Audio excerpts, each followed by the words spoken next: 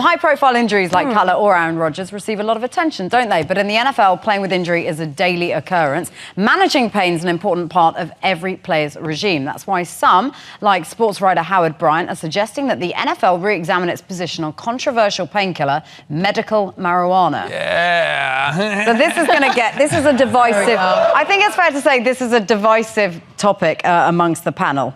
What do we think? Well, I would have to say, I mean, first of all, Howard Bryant, writer for ESPN Magazine, always a guy who comes strong with a good provocative column. And this is looking at basically what's happened in this country with regard to legislation and decriminalization of medical marijuana throughout the country. We have 20 states now where there are 8 NFL clubs in those 20 states. You're going to reach a scenario in which there's going to be a player who comes forward and asks for this kind of exemption.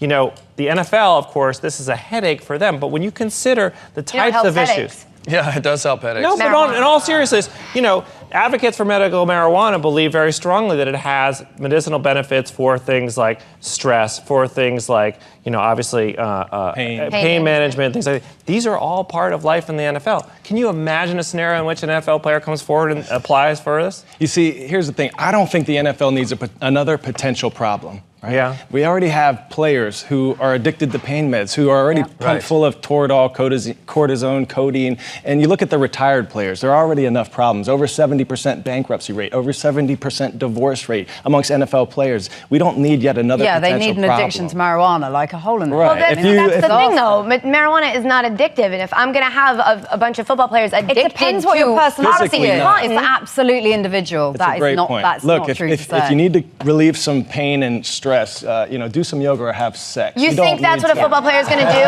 When they could take OxyContin.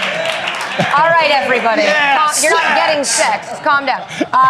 If they could take OxyContin or do yoga, they're going to take OxyContin. So why not have another option of marijuana? I get what you're saying. It's the culture, weed culture. You're worried about it causing problems. Where do you draw the line? Where do you draw the line? Painkillers are, I mean, I don't know. I mean, to me, marijuana grows outside. OxyContin doesn't grow in a leaf that pops. I mean, to me, painkillers are way more detrimental. Talk to a guy on painkillers. Talk to a guy who's high. I'd much rather take the guy who's high. By the way, he's probably got a burrito in his pocket. Or French fries in his shirt. Or he's just happy to see you. Or he just glued French fries to his T-shirt. T-shirt. You know what, this conversation, I mean, in all seriousness, this conversation in many respects resembles the conversation that was happening in many of these states that considered marijuana decriminalization. Yeah. Of course, there's the other element of it, which was all the money that was dedicated to interdiction, law enforcement, and so on. What do you do if some states take it on, though, like 20 states have, and some others don't, and the players have to travel from one place to the next, and they're medicated with marijuana? I've heard from a friend of mine that may have his medical marijuana card in the state of California that you got to adhere to the laws of the state you're going. You can't. He's in custody in New York now. So hypothetically speaking, if you were driving to, let's say, Las Vegas in Nevada, you can't have your California medical marijuana with you, or else you could be arrested. Hypothetically speaking, this changes everything with fantasy football.